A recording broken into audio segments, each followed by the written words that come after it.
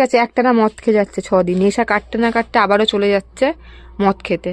পকেটে 1 টাকা পয়সা নেই, কিন্তু মদ খাচ্ছে। খাচ্ছেটা কোথা থেকে? কেউ খাওয়াচ্ছে না, ওকে পয়সা দিচ্ছে।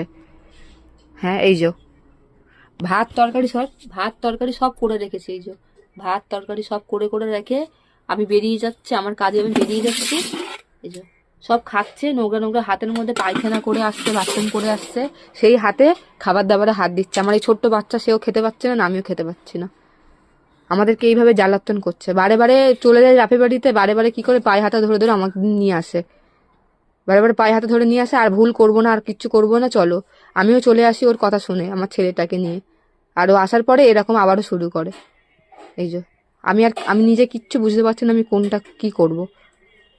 আমি এই ভিডিওগুলো করে রাখছি কেন, পরে আমার এই ভিডিওগুলো কাজে লাগবে। মদটা খাচ্ছ কেন? ভালো লাগে না বলো না।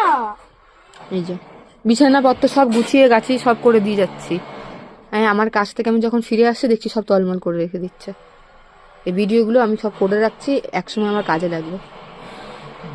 সব কিছু আমি জানাই, ফেসবুকে সব কিছুই জানাই আমি। অশান্তি ঝামেলা আগে হয়েছে, থানা পুলিশ সব হয়েছে, সবগুলোই জানিয়েছি।